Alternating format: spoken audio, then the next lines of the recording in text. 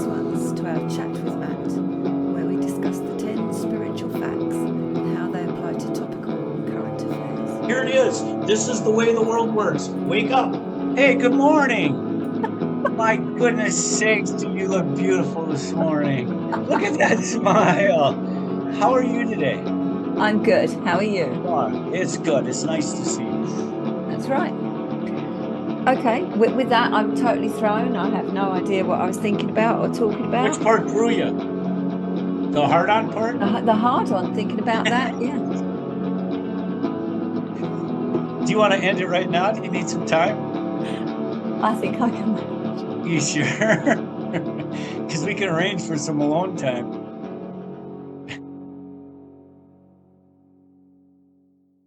We're going to adhere to something that's super simple called common sense. So anybody can do it. You just point to that tree of life that says, that's the truth. I believe that shit. That's who I am. I'm going to defend that stuff. And if you elect me and make me prime minister, I'm going to go through the parliament, and anybody that doesn't support that tree, that common sense truth, I oppose.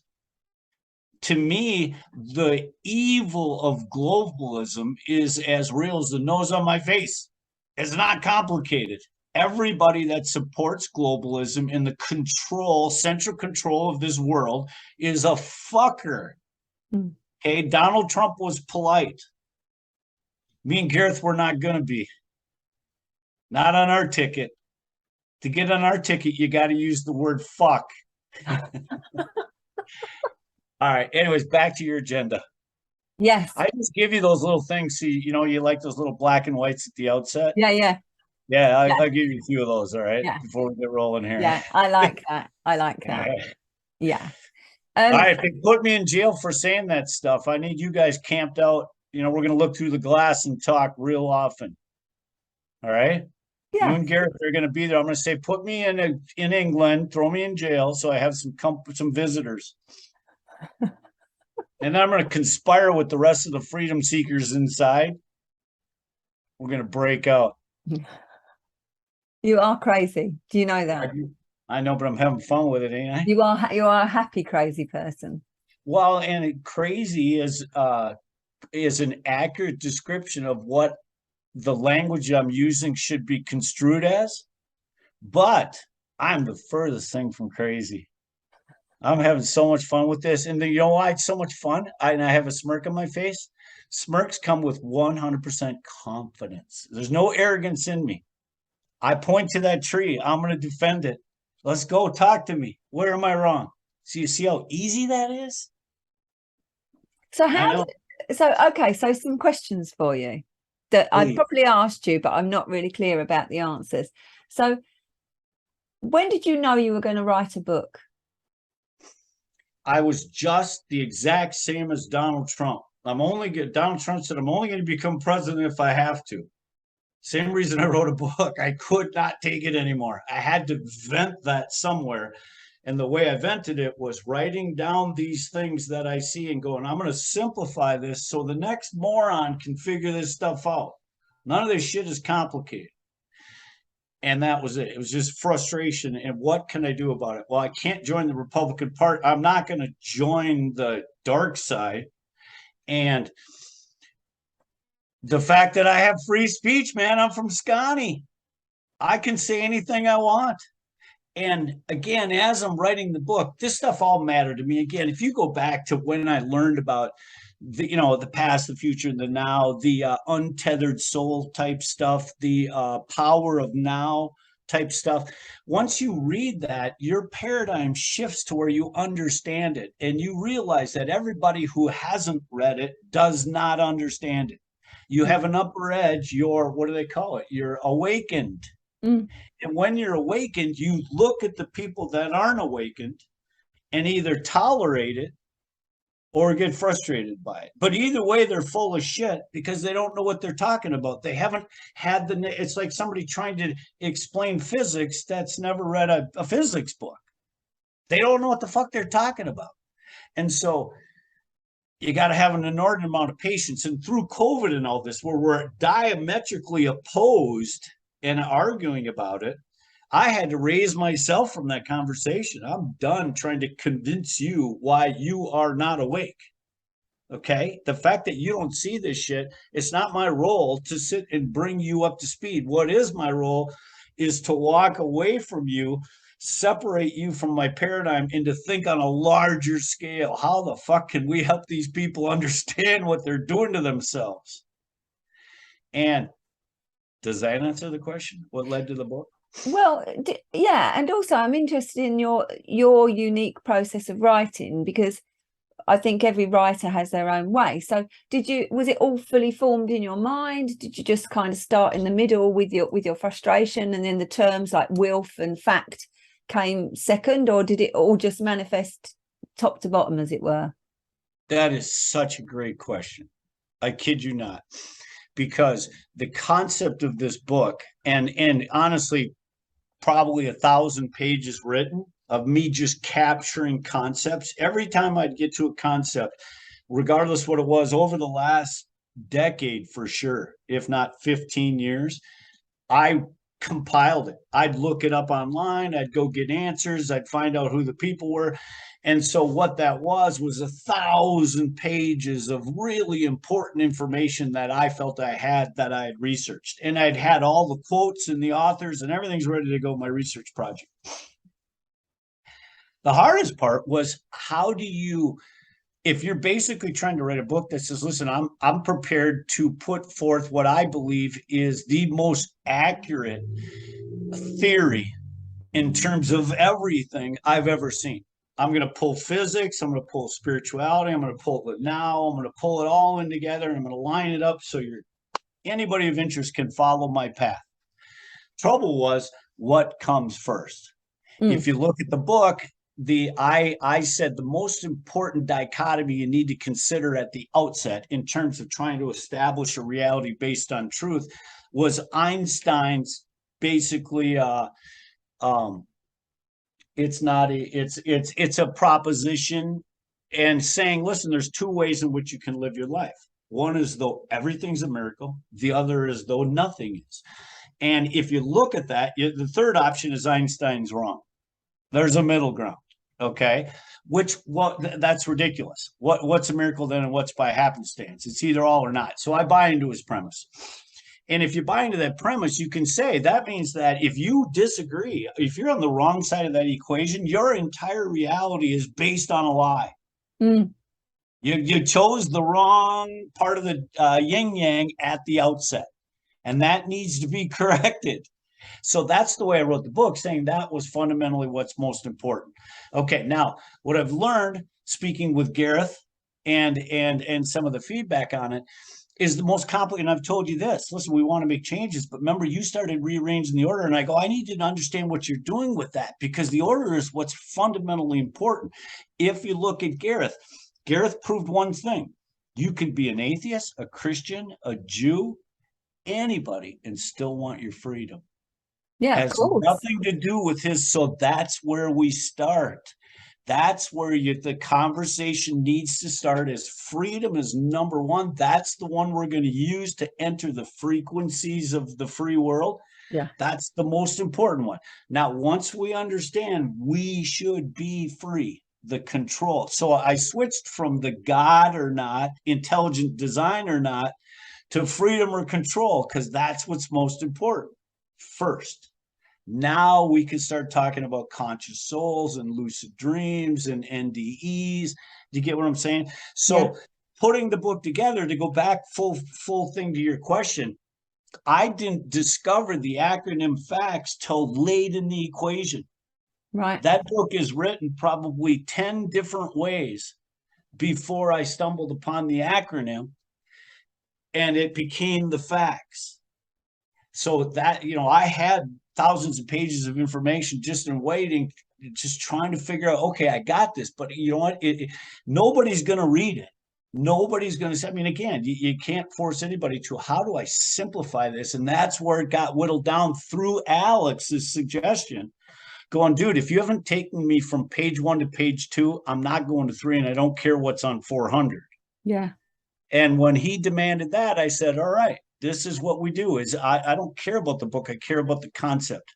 You and I are working on page 1. Can we get them to page 2? Make sense? Yeah.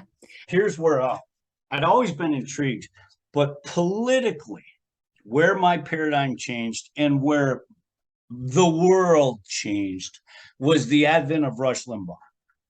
Okay, so that had to be around 89 or 1990. I'm done with college, where I own a bar, and Rush Limbaugh comes on the air. And it's got all the, just, do you know who that is? You never heard of Rush Limbaugh? Okay. That's some crazy shit there. That is one of the most, you ever heard of Johnny Carson? Yeah. Okay. Yeah, I would think Limbaugh reached more people than Johnny Carson did, and you've never heard of him.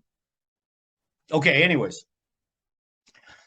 That was the first time I heard, and they had disclaimers. Hey, this host that's coming on does not represent the beliefs or the thought process or the whatever word they use of this station.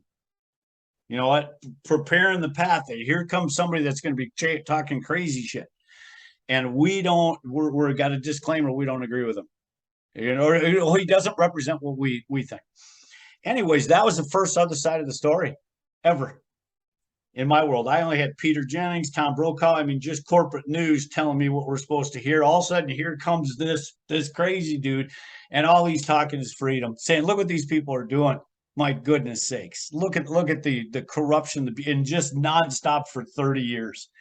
So when I first heard him, I could go back to the 90s, where my original intent, I had created something called the SLAP Initiative, SLAPP. So back in the acronyms. And the SLAP Initiative was an acronym for Simple Logic Against Perpetual Political Power. So back then, I already saw this is a fight, logic against what these people are telling us. So I could go back as far as the 90s. I've been just looking at this stuff, listening to it, and basically writing it in terms of where I understood it. Now I'm going to try to simplify it for my wife or whoever gives a shit. That type of thing. And so that just meant miles and miles of pages. And so that's where the Facts Original went through a couple of editors.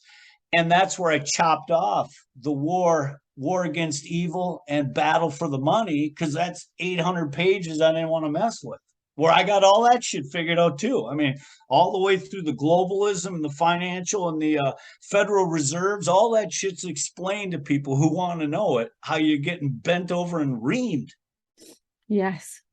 Not that there's anything wrong with that. Do you not care what people think of you at all? Not at all. Not at all. I love that. You know why? I used to wholeheartedly.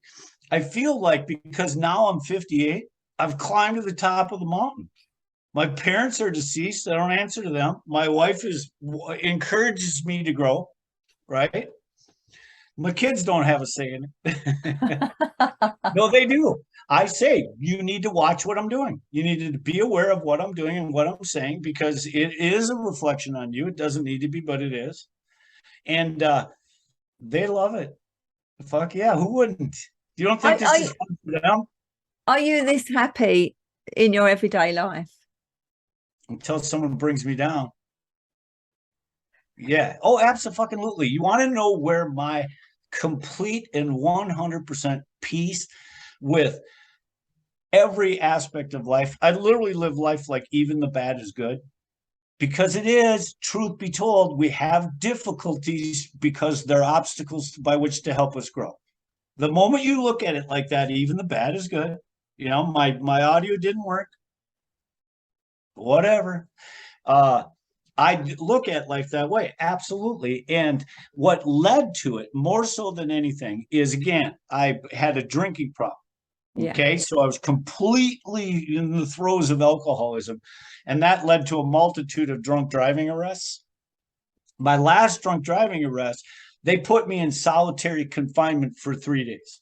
Wow. You know, and it's a beautiful thing. I mean, the dude, my bunkmate, he's there for 3 months. You know, that guy had an assault charge and Dean got money for an attorney. Nobody's going to bail him out. So he's just going to sit there until his court case. In my case, my charges weren't so severe and I was able to. But, anyways, if you stare at a cement wall with nothing but a piece of paper and a pencil, you immediately get a grand appreciation for free speech and Yeah. so that's probably the biggest one. I really think that every kid that's a couch potato or any kid that ever says I'm bored, what should I do? Boom, 3 days of solitary. Or even just 36 hours of solitary. Look at the wall, stare at it, watch 24 hours go by of doing absolutely nothing. And all of a sudden you're going to appreciate your own volition, dude. Yeah. It's fun to go out there and create as opposed to sitting where you don't get to. They took away your ability to create and you give them a tiny dose of that. They come out. This is where, too, I had some success talking with alcoholic juveniles. Momentarily, I used to be able to go into the jails and talk to them. And I would just go, the fact that you're in here means that anybody outside has a better life than you right now. It could be the derelict. That guy that's walking around free has it all, and you have nothing. You got to get out of here. You got to quit toting with these people. Quit letting them take your freedom, whatever you're doing. And again, most of those kids are in there because drugs are illegal. Yeah. That's the problem, is they're getting arrested for dealing drugs and they're addicts. And so it's ridiculous that they're in there in the first place.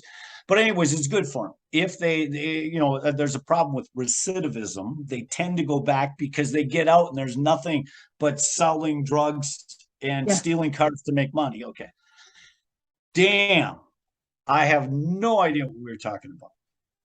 Well, I'm just asking you questions that have occurred to me. So as somebody who likes solutions, not problems, doesn't like discussing problems. Agreed. What happens when your lovely wife has got the ump with you and says, right, I want to talk about this problem? What happens then? Well, because she deals with somebody who's completely transparent, we go through that conversation that says, honey, I'm not your guy. There's probably you probably want to grab a kid, okay? And you guys commiserate. And as soon as you're done with the commiseration, come to me and I'll help you solve it. But and a lot of times now too, this with having Aunt Marlene in town and all of her family, it's trying times as well. We've got some people we love that are sick. And so those types of things, of course. I mean, I know of course, we need to listen to each other regardless of what it is. But in a joking sense, under other situations, if she's just frustrated, I mean, I eat into it. I get it. We need to. But then again, once she unloads it, that's it. Now, too, we had a rule in our family that you could not wake up grumpy, which I've gotten flack for over the years. Okay. Because there are some families where anybody who gets woken up wrong is going to be grumpy. If you wake up, if your alarm wakes you up or something, you're sleeping, you're gonna need caffeine or something, or time or water or fruit or whatever you need to get your shit straight back into the frequencies of joy. And so many families just tolerate that. Somebody walks out, I just woke up, I get to stomp around the place and make everybody miserable for the first half hour. I said, that day ain't working. You want to be miserable, stay in your room, punch yourself in the face, hit your head on the wall. And when you got a smile on your face, come on out and say hello. Fair enough? Okay. I get flack for that rule, but I kid you not. Our mornings are always wonderful.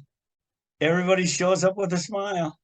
But what happens when your wife's legitimately got an issue with you? Like there's something that you've done that has pissed her off, or you've been thoughtless or whatever, or... I tell her, you should have read the prenuptial. I come with risk. It was clear, right? You got to take the good with the bad. Likewise, if she's too bummed out about my behavior, I tell her to clean up her own act. No, I'm just kidding. I love her. She's my best friend on the planet. We can just look eye to eye and she'll go, you need to freaking start listening, dude. And I'll go, I know, you are 100% correct. Ah, lovely. Wow, it's easy. I would do the same thing with you. You'd do that with me. We're gonna. The reason we get impatient with each other, the reason we're impatient with the ones we love the most, is because we see them the most. We're on top of each other the most. Yeah. I'm never impatient with my friends I never see. No. Yeah, they're doing everything right in my world. So you get what I'm saying? That interaction, and now too, because we have six of us. My girls are home, and my sons are home, and we're all in a tight confines, you know. But because nobody gets to be angry just because they're pissing and moaning about the way life is supposed to be, and that's difficult.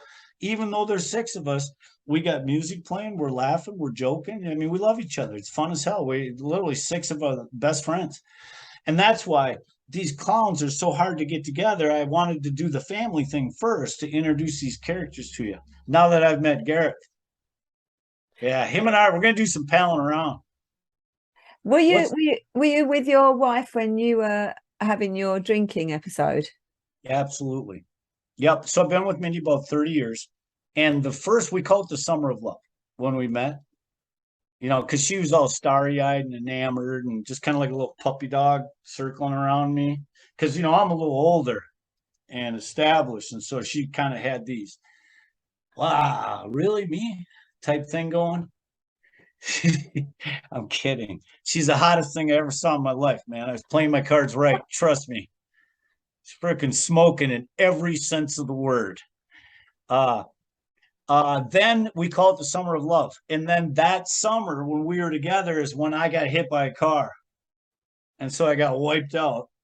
And that's where she had that conundrum saying, do I stay with this guy who just got belted? I mean, I just met him. Sure, it's been fun, but we're not past that threshold of, do I want to commit to this guy if he's going to be in a walker for that type of thing? And that's where she kind of had her come to Jesus moment. And God intervened and said, do not let this man go. Stay with him. Keep him. He be yours. And so I've been roped in ever since. Oh, that's lovely. And you've got four children. So what have you got? 2 girls and 2 boys. Great. I believe 24, 21, and twin boys at 16. Twins. Fact number 6, we must abide by conditions. Right versus wrong. All human beings are conscious souls or spiritual energy living lucid dreams within the physical energy on planet Earth and are bound by creation's dichotomies. These dichotomies establish right and wrong in our universe. All human decisions, all decisions, will take that conscious soul into either the frequencies of light or the darkness. The most important dichotomies are humility versus selfishness, freedom versus control, right versus wrong, and good versus evil. This is called free choice on planet Earth. And you say? Well, what do I say? Yes. So when I was thinking about this, yeah, there's general moral imperatives and moral. We generally have a moral conscience, don't we, across the globe? So it's not okay to steal someone's stuff. It's not okay to kill someone. And I went from there to, I don't know if it was in World War I or II or probably both, but there was some research that showed that when there was a firing squad or when the soldiers were firing, they'd actually fire anywhere because it's so difficult to override that you will not kill. I agree. So even with trained soldiers, there's still that overriding, oh my God, I've got to kill this person now. And they don't want to. They don't want to. I mean, it's different if somebody's coming at you and you're fighting for your life, but to stand there as part of a firing squad and kill someone, it's a different matter. Right. So, and again, this is Alex's big complaint, you know, is saying, listen, we're human beings, man. We feel these things. These are real. We're not a slab of meat by some computer program. It just can't be that way because it's proven like that somebody will not just kill somebody else. That's a perfect example. I think it even goes further in terms of a four-way stop sign. You have those in England? Yeah. Yeah, where we take turns. We're all waving each other through. Yeah. You know what I mean? There's just this, and the fact that we can have rules of the road. If we didn't have that natural instinct, we would say F the red light.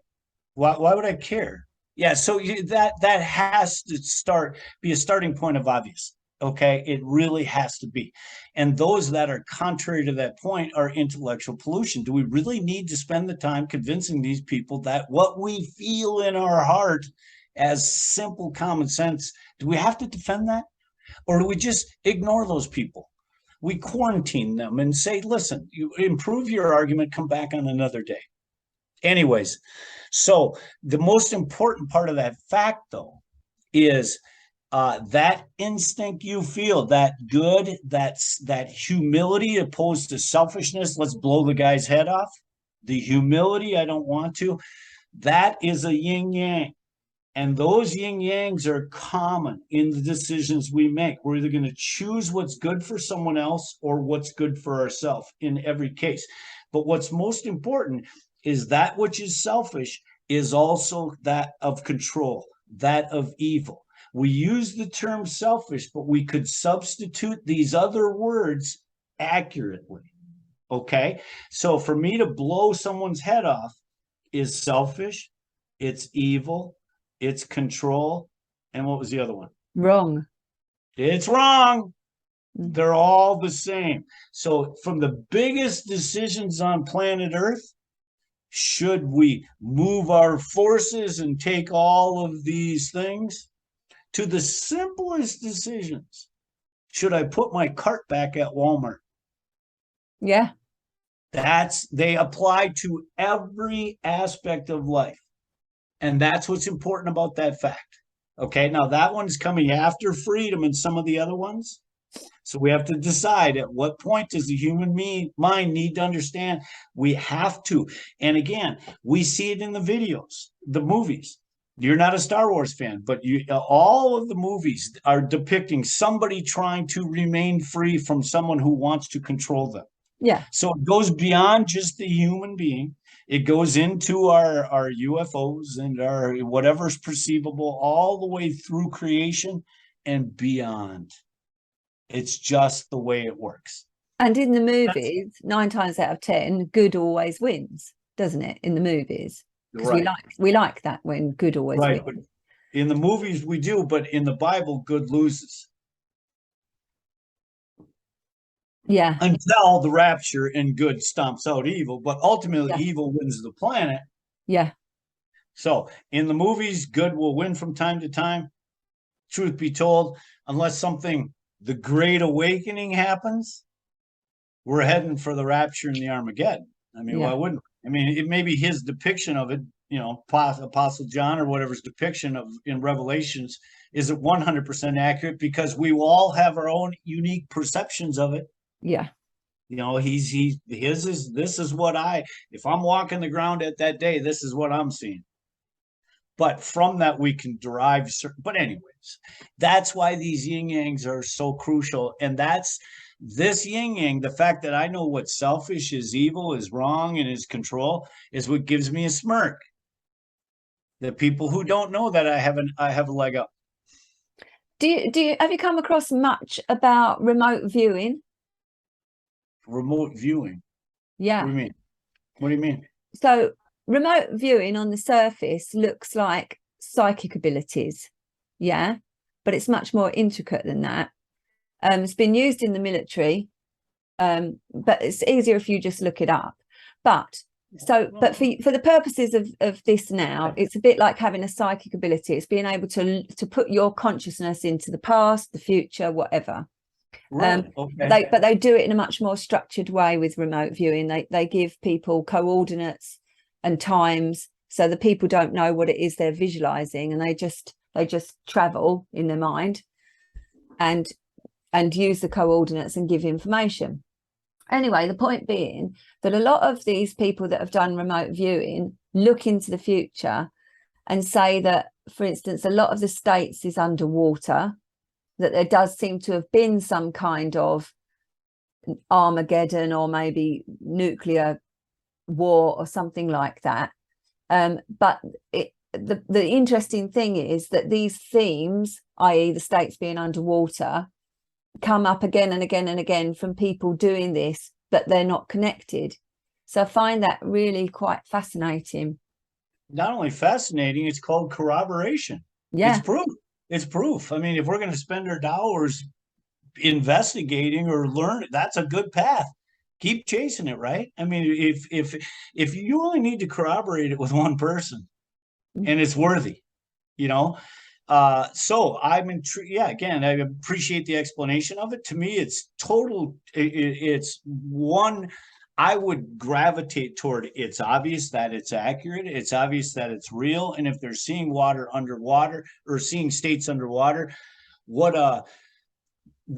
again, let's say they go there, and now the fact that they're seeing this and there's some corroboration, does that mean there's anything we can do about it, or should we sit back? It's inevitable, or you know, I mean, and in both cases, when they saw that, what was there? Was it despair or was it peace? Was it glory? They're just factually reporting, so I don't know. I'm with you. I want to hear what they had to say. Yeah, try to tie it together. But for me, I have difficulty because I've got two different ideas in my head, because I'm not sure that the future is fixed in that way. Me either. So years ago, before I became a therapist, I used to read tarot. I used to work as a clairvoyant. Nice. And I would say to people, what I'm seeing now and the possibilities of the future are only based on as things are now, and you can change that at any point. That's so brilliant.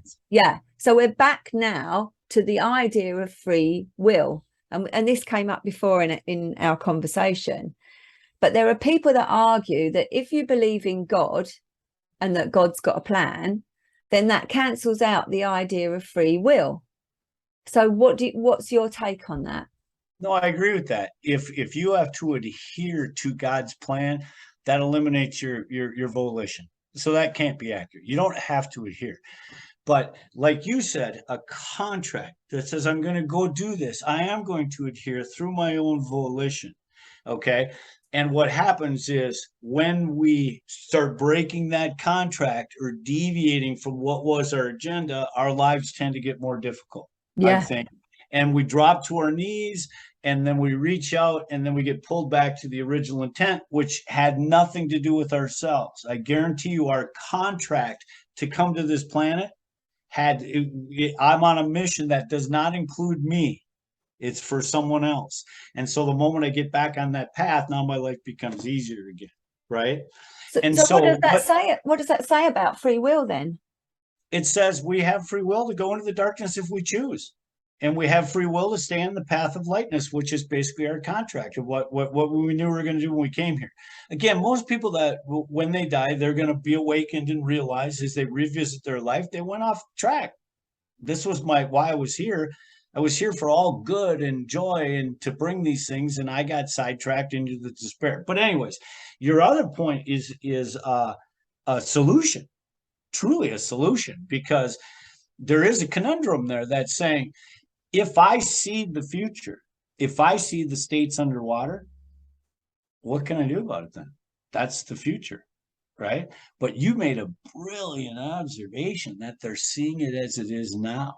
They make changes moving forward, even a nanosecond into the future, that vision changes. Yeah. Brilliant. You solved it. That's the connect right there. You can't, I mean, I think that that's the same as could be the book of Revelations with John. Absolutely. That point in time, that vision was accurate. And I don't know enough about it, but you mention quantum physics a lot in your book.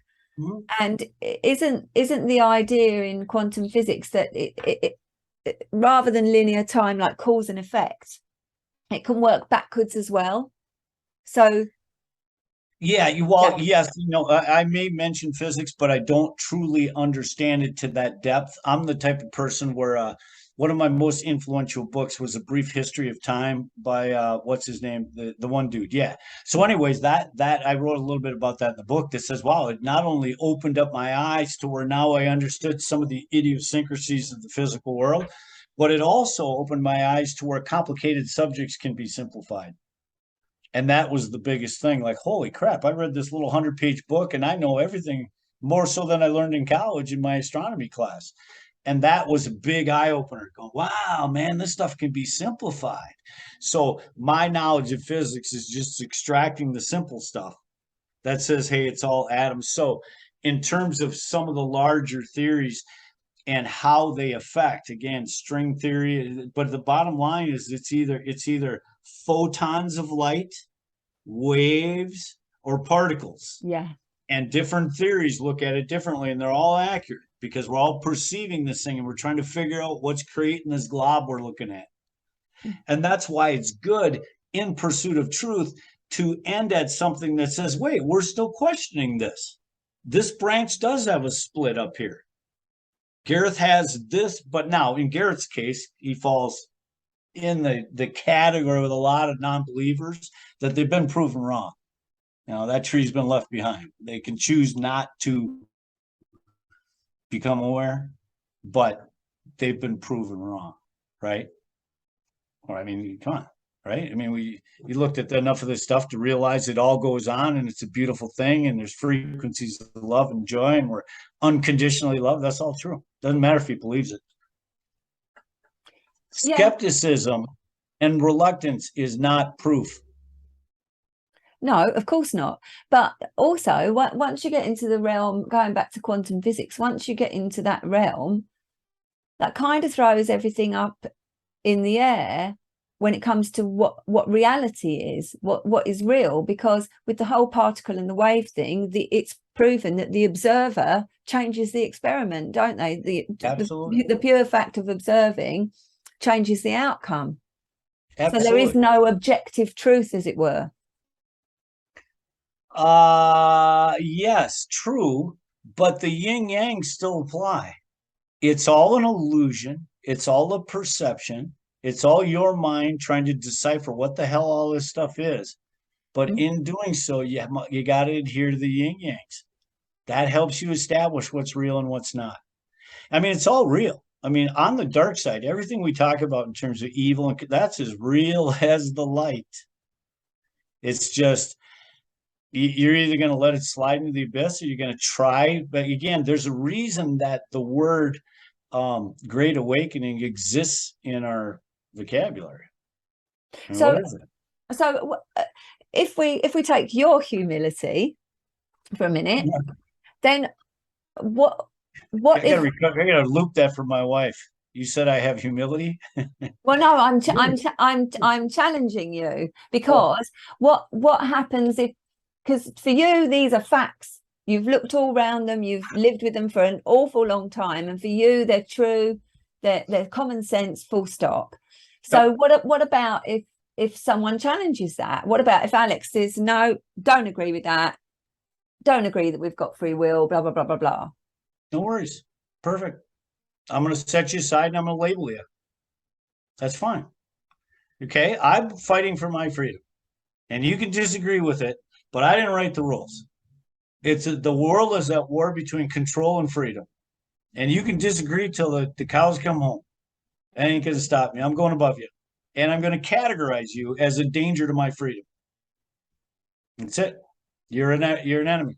You can either change your tune and join us up in these frequencies of truth, or you can remain in the cesspool. We don't give a shit. And Alex is a smart enough guy. Again, and everybody's this is not persuading somebody. It's liberating the mind. When I have these conversations with people, I'm never telling them they're wrong. I'm helping them realize how they came to their conclusion. And that liberates people. There's many people that, I mean, if you have somebody who cares at all and you say, hey, have you ever read George Orwell? Do you understand how a corporate media can manipulate the mind? And they say, no, I've never heard of that. I go, well, it works like this. These people are in control, and really the world is nothing but a perception. And so our medias are creating our realities. And they'll go, no shit, really? And this is somebody who, most people will find this intriguing.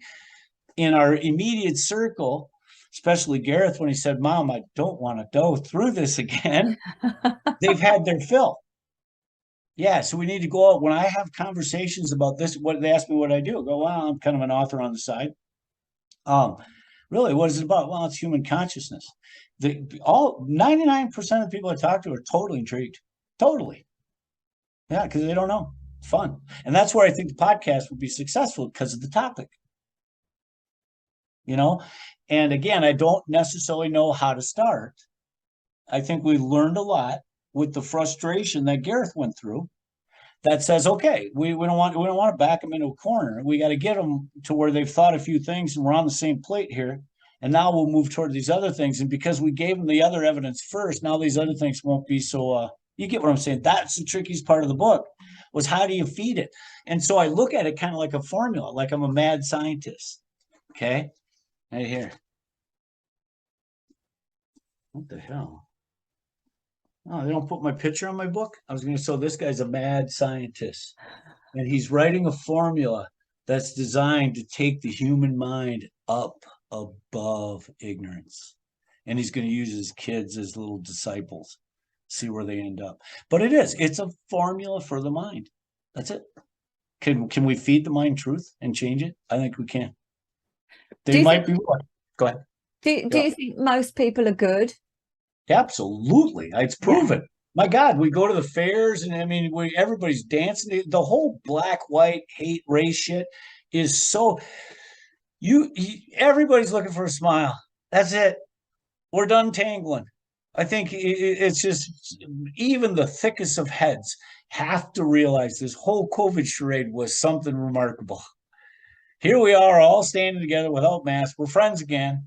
We're not fighting over Trump. We're not fighting over COVID. We're all friends until they divide us again. Yes. So on the subject of, are most people good?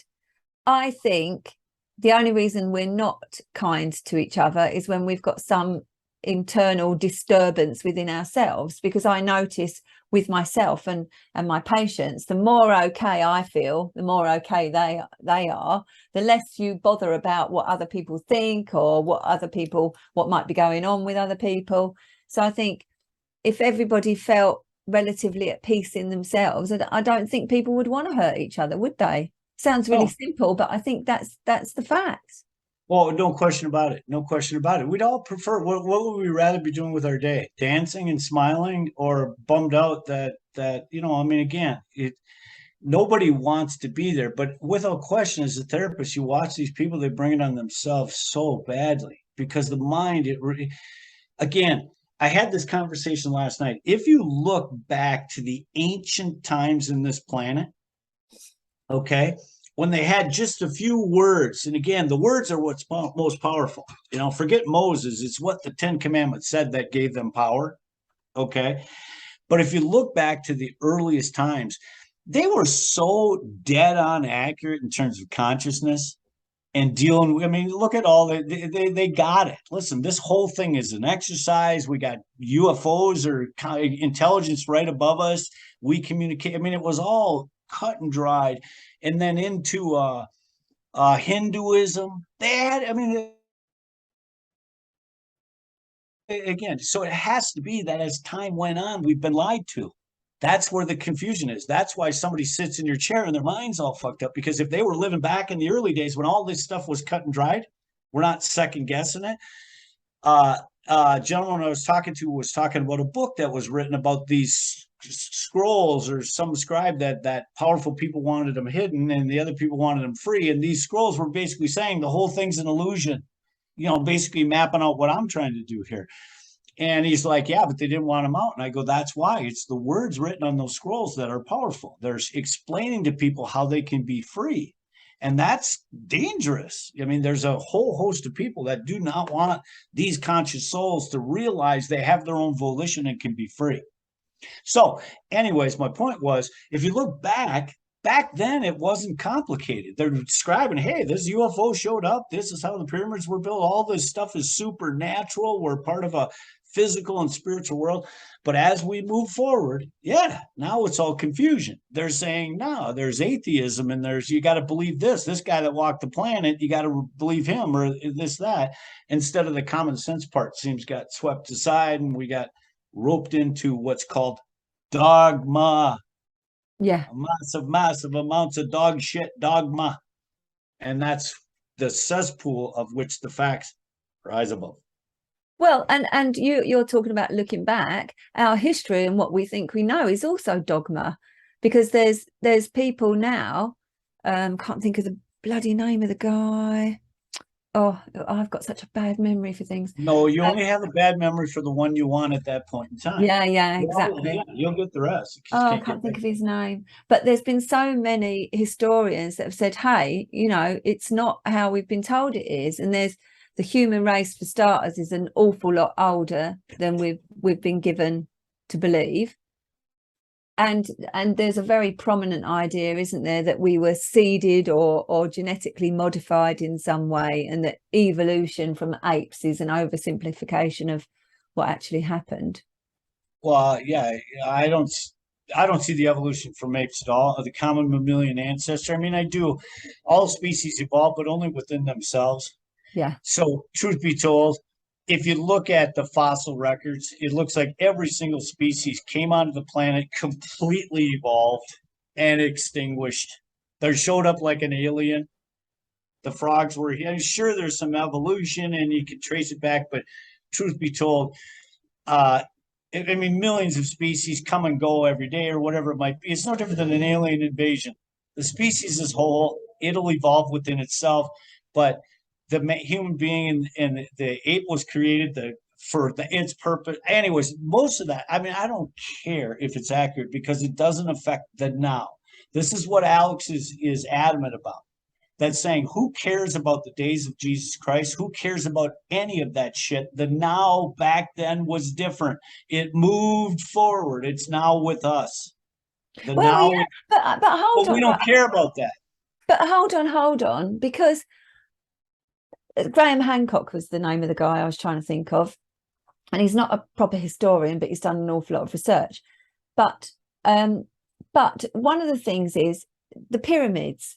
People are saying that they're the tombs for the great kings, but actually that's bullshit, because people, the more informed view is that there was some kind of sound device. Yeah. Oh yeah. So in a sense, as you're saying, maybe we understood consciousness, maybe we had a lot more of a handle on these subjects that you and I are talking about now back then, and that wisdom has been lost. So in a way, it does matter. Well, it does matter in that regard. Yes, we want the truth to resurface. No question about that.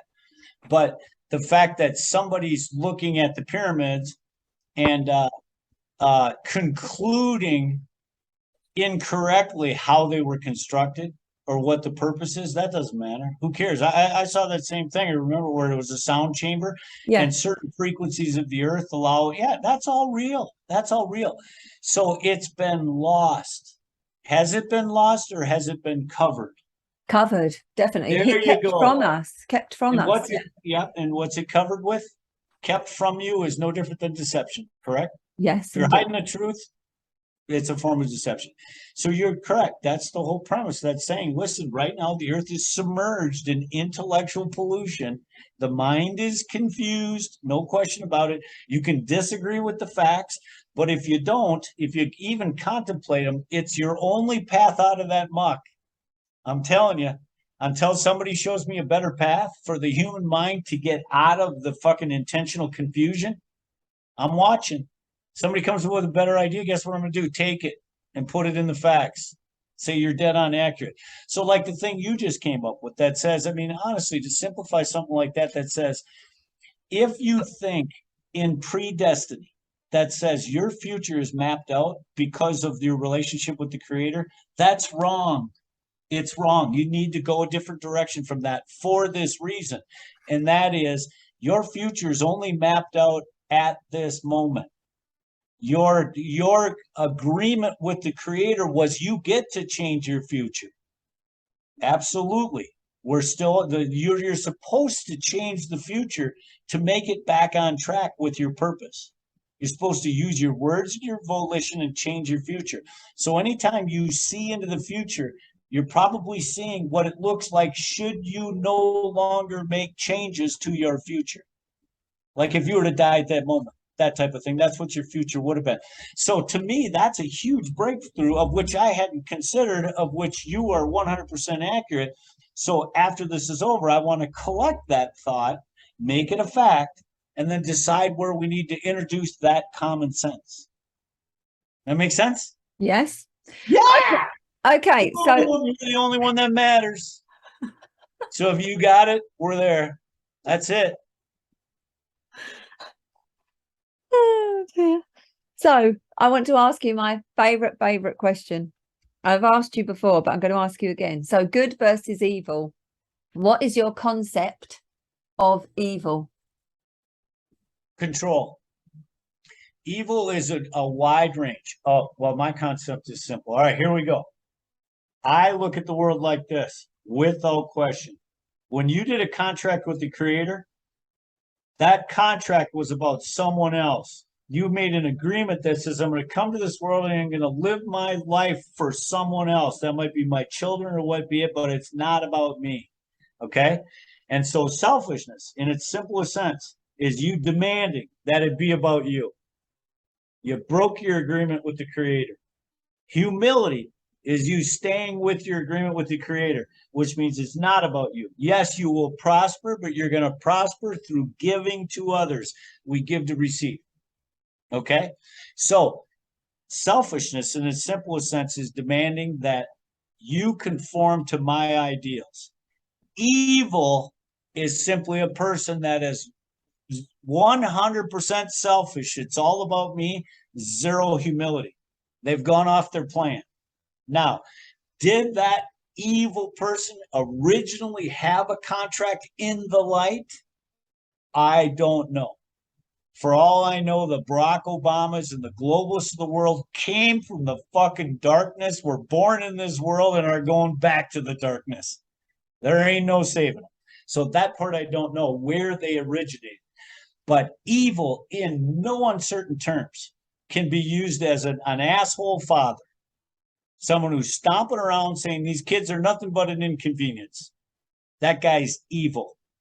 All the way up through our, what's a dipshit from Microsoft? Bill Gates. Oh, Bill Gates, sorry. Yeah, I can't get the name I want. I can get all the rest. Yeah. But that guy, okay, when you harness that kind of power, and you are going to use all of that power for control. I want to see what's on your computer. I want to look over your shoulder. I want to control viruses. That guy.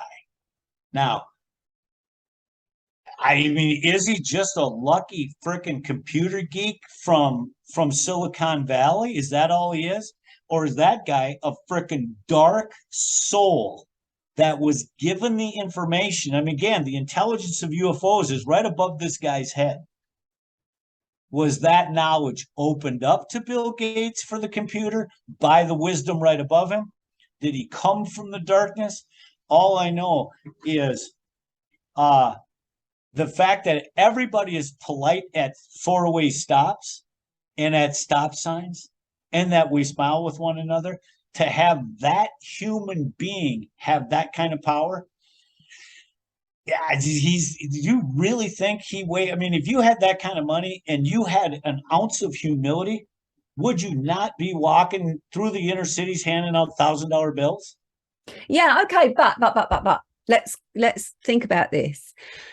So what was his contract? So he made a contract. It was in his path that he was going to be in a position of power. I don't know.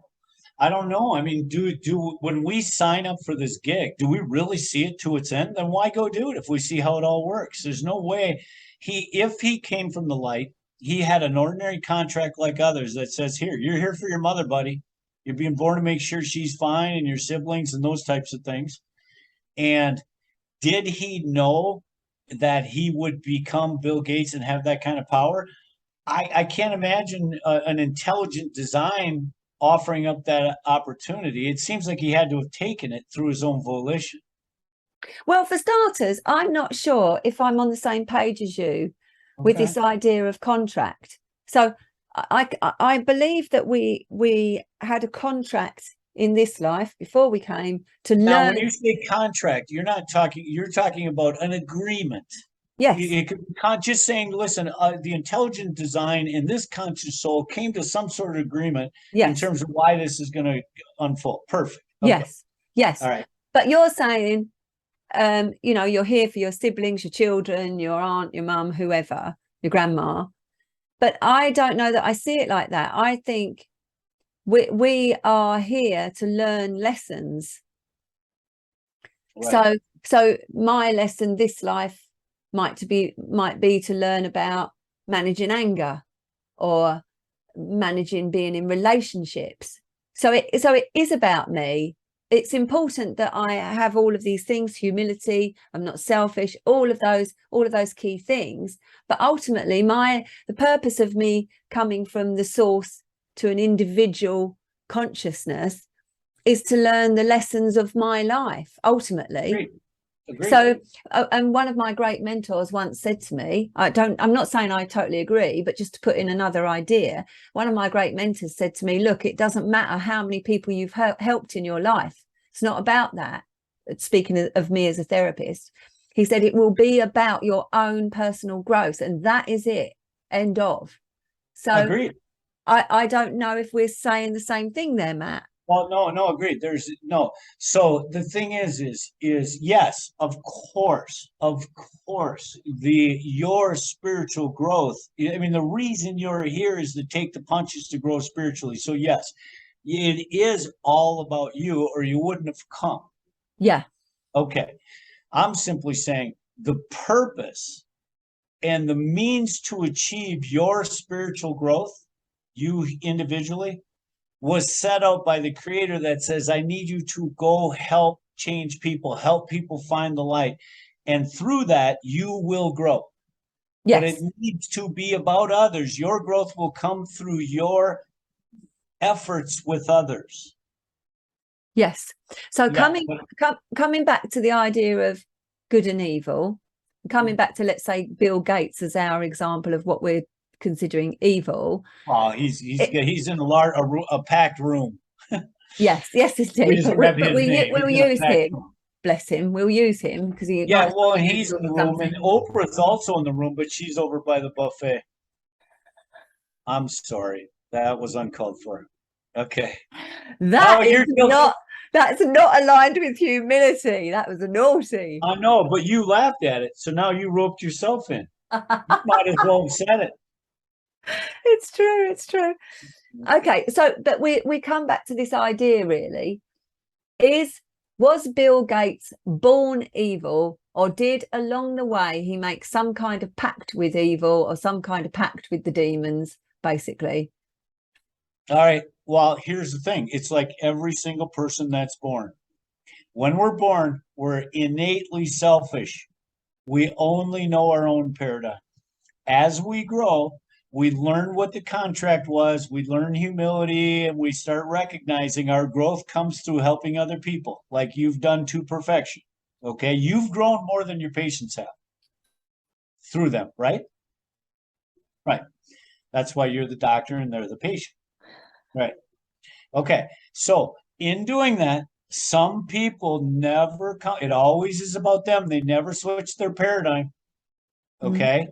And we talked about this the other day. Power corrupts.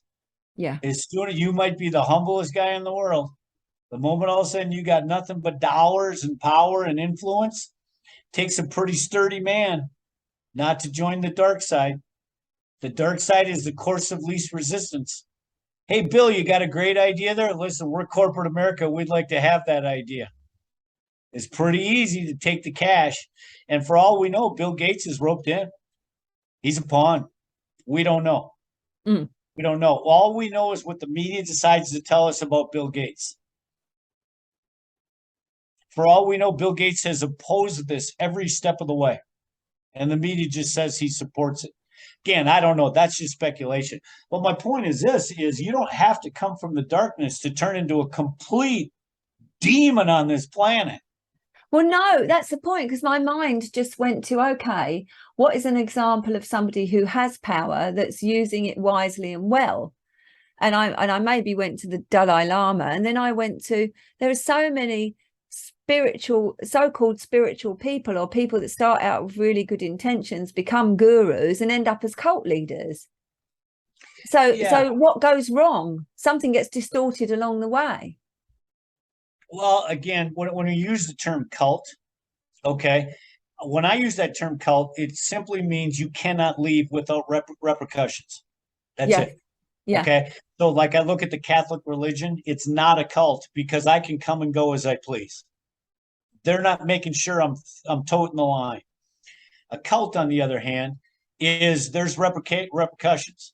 And that repercussion could be as bad as they'll kill you or just make you feel guilty. Either way, there's repercussions. Yeah. And so I see Scientology and Mormonism and some of these other ones like that says they're more cults. Okay. And so if I'm a guru and I'm gaining a following, okay, yeah, they tend to go, this is cool. How can I manage this flock? I mean, if you look at the origins of Mormonism with Joseph Smith and all that, at some point it went from an idea to this is what we should believe. Jesus showed up and we should believe this, and it'll get us into the frequencies of light, to where we should turn this into a managed community. A managed community where no, don't shop at their grocery store, shop at our grocery store. We all create our little socialism here. Okay. Hey, we're all taking care of ourselves as farmers. The problem is if you want to leave, oh, no, that ain't part of the plan. Our little socialist utopia here requires everybody. That's the problem. And then if you look at Mormonism and where it went off the deep end with that Jeff idiot that was, is a typical pedophile, had a bunch of kids, anytime somebody's got for example, if you look at simple awakenedness, again, remember I gave the example that I'm awake and they're not, so I have a leg up. Oh my God, do you know how easy it is to use that with a susceptible mind? Somebody who's lost, and to turn that, you know what a Svengali is, right? Yeah. Have you heard that? Right. Yeah. And a Svengali, the best my understanding, is just a spiritual leader that's now become selfish and is using that power to himself, right? Yeah. And the reason I'm asking you this is because that's my entire point. This isn't enough just to say people have got to realize these facts, because something goes wrong. Alex talks about this a lot. So back in the day, back in the 80s, Sai Baba, he was a great spiritual guru. And then years later, you find out he's done the same. He's abused children, and Osho's another one, so even when people know this, they're awakened. What goes wrong? That's my question. Because what hope has little old Joe Bloggs got, who, just some guy down the road who says, okay, these are the facts, right, trying to live my life by them. And yet some people that are supposedly deeply spiritual fall off the wagon and get things really badly, terribly wrong. It's not enough just to be awakened. There we go. My internet connection is unstable. I screwed that up. Can you hear me? Do you know what was so funny? The way you froze on the screen looked as though you were going, oh, for God's sake. Your face was great. That's like a visual Freudian slip. Yeah. I'm going, holy shit, is she ever gonna shut up? Damn. All right, so now you got to get us back on point. I loved what you were saying. Get me back on. So what did you hear up to? See, no, you can't pin me down with that. You were talking. You weren't fucking listening, were you? No, I was listening and I was totally intrigued and I had a profound comeback, but then you froze up on me. So I was And I talking don't, about it's funny when you froze up, you were doing this. what? Why were you doing that?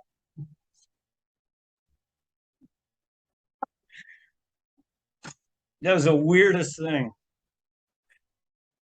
Okay, hey, get us back on track. You're the therapist. So I was saying that it's not just enough to be aware and know these things, because if people like Sai Baba, other spiritual gurus can fall by the wayside and end up doing terrible things, even though they have this knowledge, then what hope has the guy down the road got? All right, here's what my take is on that. I believe it's the power of the libido. It has to be. It has to be that all of a sudden these young, attractive women are now worshiping this guy and doing anything he wants. And inevitably, the male mind turns sexual at some point. And because they want David Koresh, all these people, the girls not only want him spiritually, but they want him sexually. Yeah. Okay. And so they succumb to that. They succumb. Now, they may have wanted it. They may have orchestrated it. They may have been talking to him in a sexual manner, encroaching them in here. Okay. But when all said and done is they taste the fruit, they give into it, whether they orchestrated it or what be it, and that ends up being their downfall. And that's with every politician. I mean, look at the people who got in trouble because they can't control their sexual desires or needs. So I see it as somebody that had all the right intentions but fell prey. Now, where these Svengalis were wrong is they probably could have looked into at least the ones that are old enough and said, is this consensual? Is this something you want? You're old enough to make this decision if you want to have sexual relationships with me. But the fact that these Svengalis went below the legal age means it's corrupting. It's an evil force that Satan got to him with all the, even up in the light. Satan was able to say, dude, you want to do this. And they just succumb to suggest. I think I mean, if you look at how many people's downfall was caused because of the sexual attraction between male and female, or what? It's all of them. It just seems like eventually you're going to, because you have this power and this adoration, and there's these people you find attractive that also want you sexually. I mean, Monica Lewinsky, was it through her own volition, or did Bill manipulate her? What it was is two human beings to look into each other's eyes and go, we both want this thing. Yeah, but is it? Because it's like, it's no good saying, oh, someone's over the age of consent, because you're in a position of power. Agreed. And that's no question about it. Unequal, isn't it? And so it's very unequal. Without question, he's manipulating. The fact that these people now worship you because of the words of wisdom you've given them and the places that you've taken them, now to use them for your own gratification is, of course, evil. But that's the other thing that I'm always banging on about, Matt. You know, I'm a deeply spiritual person, but the issue I've got with a lot of spiritual groups, teachings and people is that they forget about the humanness of us. I'm always saying this, we're human for a reason, and to deny that leads to all this trouble. You know, explain that further. Well, even if you're a guru, you're incarnate in a human body that has needs and desires. Right. So you constantly have to confront that, don't you? You know, if he does find somebody attractive, if the body is wanting to have sex with one of your pupils. Absolutely. Look at Bill Clinton. Him and Hillary probably hadn't had sex for a decade. You know, I wouldn't. But talk about a bad visual. Jesus. so Bill Clinton's flying off to pedophile island. Yeah. I mean, he's on that registry like 30, 40 times. The guy's totally raping young kids. Yeah. But anyways, yes, you are 100% correct. Anybody in a position of power has the upper hand to where they can be selfish and they can manipulate the sexual attraction of somebody else. Okay.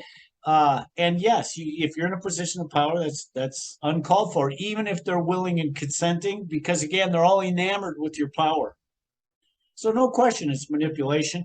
But does it surprise me that these people fall prey to it? No, it's too powerful. My God, you can have all the good intentions in the world, and if you're laying in the tent, let's say you're one of these Svengalis, you're laying in the tent, stars are out, and you're sitting there with a heart on. You don't care about the rest of your life. You just got an immediate need here. The rest will take care of itself. Not to be too graphic. Yeah, no, but that's right. That's right. Okay, with that, I'm totally thrown. I have no idea what I was thinking about or talking about. Which part grew you? The hard-on part? The hard-on, thinking about that, yeah. Do you want to end it right now? Do you need some time? I think I can. You sure? Because we can arrange for some alone time.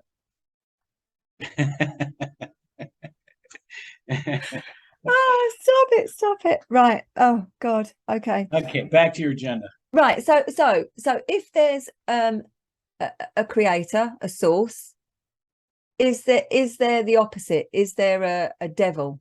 Absolutely. There has to be. Right. Okay. Because who's creating all the mess? If there isn't an opposition, how do you explain the mess? And honestly, when you look at the biblical reasoning of it, a fallen angel named Satan, the most logical explanation I could ever come up with. I don't have a problem with it. It's all spiritual. And why would there not be a spiritual battle? Of course. When it comes to all battles, would there not be an adversary and a leader of that adversary that was probably once an ally? Shit, yeah. It's the way it all works. And so none of that surprises me. And so without question, and that ally is, I mean, the opposition to the light, the love, the intelligence is indeed intelligent itself. Spiritual energy is intelligence. They're synonymous. And this guy's got an agenda, and that's to suck as many of us to his side as he can. And God permits it because we're here for the difficulty. We can't have volition without a force tugging us in the other direction. And God also knows that even after our human existence, when we revisit the endeavor, we can be forgiven. Absolutely. So I think the plan makes complete sense. Come on, let's go down there, take some punches, see what we can do to grow spiritually through humility and get closer to light. Just like Dr. Eben Alexander explained it. We're all trying to get to the higher frequencies closest to the source. That's what it's all about. Well, okay. So now I have another dichotomy. I forget to put my face in the middle of this thing. So if Lucifer was cast down from heaven because he basically didn't want to play ball, he didn't want to follow the rules, and then you get this idea of left-hand path being developing my own will, just thinking about me, not giving a shit about other people. It's all about me, and individualism, rather than worrying about your fellow human, all of the rest of it. But what do you think about the idea of hive mind? Because if you follow that through to its logical conclusion, I'm worried about my fellow human being, the good of the whole is important. You end up really with the whole hive mind thing. Okay, now explain the hive mind, just so I'm on the same page. Yeah, so being like an ant or like a bee, you move as one for the good of the whole. So your individual life or wills or wishes are absolutely null and void, and some of you might need to be sacrificed for the good of the whole. but you've got group telepathy, you don't have any original thought, you all move as one. And that kind of really, really frightens me. And that's what that Yuval Harari guy, and even Dean Radin, for goodness sake, couldn't believe that he was suddenly jumped on the bandwagon and thought that it was probably a good thing to aim for hive mind. And I don't know, that frightens me. It's asinine. What the hell are they talking about? The only way a hive mind mentality makes sense at all is if we're leading that flock to freedom, to independence. That's where there's only one way to lead anybody, and that's toward freedom. Toward freedom. And if a hive mind is contrary to freedom, which it sounds like it is, it sounds like it's a supposed cooperative that'll ultimately become a coerced cooperative. Yeah, so it's wrong. There's no point in even discussing it. They're absolutely wrong. To think of coercing, even persuading people in any direction other than independence and freedom is wrong. Which means it's evil, which means it's dark, which means it's selfish. Again, no, we're not here to. Your relationship is completely independent. Yes, if you want to interact with other conscious souls living lucid dreams, you should do so on their behalf. In every case. Now, we don't do that because we're selfish, but that's the yin yang, the way this thing works. And if you live your life on behalf of others, and again, it's a natural thing. It's like us waiting at a red light for the others to go green. That's what it takes to live your life for others. It's nothing.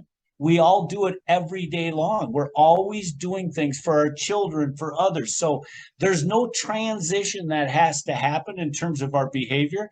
What has to happen is just the awareness of it. You do. Right now, we're taking time for others. You get what I'm saying? So it's a super thing. But once you're conscious of it, now you're starting to get the joy. Wow, I didn't necessarily want to give my son a ride over to the football game, but now that I did, that felt great. I did that for him. That's where the joy resides. So it's all an awareness thing.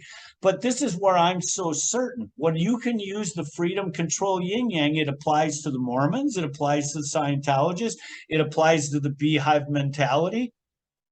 That's it. You know what's right and wrong. All of those people, what you think, if they're not moving people toward freedom, they're wrong. It's that simple. And I'm going to fight that fight. And the only way to stop this thing from sliding into the abyss is the Great Awakening. And the Great Awakening is we consider it new knowledge, but really it is everybody moving everybody to out here so they can recognize the control. It's moving us all up into the freedom so we can look down and see the control. And now these guys that are proposing this bee mentality, you mentioned a couple of names. Yeah. Let's get in front of them. Let's put it in front of them. Say, defend it. Let's hear your beehive mentality. What are you going to do now? You're going to move them which way? How are you going to do this? How does the yin yang apply to your little theory there? And watch them shit their pants. It exposes them. Yeah, it's going to be fun. I got to stop talking about it, though, and make it a reality. But you did this, again, this little series you're doing. Oh, amen, sister. Yes, sir. We're figuring it out, and we're documenting it for posterity. And I promise you, my friend, our lives are going to change for the better. Well, we'll see. In other words, we're going to start rolling the Benjamins, where I'm going to come see you. Say that again? I said we're going to start, you and I are going to start rolling in the Benjamins. You know what that means? No. Benjamins, like on an American dollar. Oh, yeah. I get it. $100 bill has got Ben Franklin on it. Right. That's we call them. When you and I are rolling in the Benjamins. Yes. Yeah. Then I'm going to hop on a plane. I'm just going to come see you. Well, one way or the other. Either you're coming to see me or I'm coming to see you. Or both. We got nothing but money, man. We just do it to get together for some tea. No, anyways, good. You know what? If we don't say those things, and again, you don't have to believe it because I believe enough for both of us. But if you don't say it, believe it, it sure as hell ain't going to happen. No, that's right. Yeah. That's right. Yeah. And I got nothing better to do with my day than to change this fucking world. If I'm not going to do it, who is? Right? Okay. So and guess what you've become? You've become my little cohort, my little partner in crime here. Well, I don't mind that. That's going to be fun, my friend. You have totally taken this project and made it nothing but wonderful. It's fun. I can't wait to talk to you each week. It's awesome.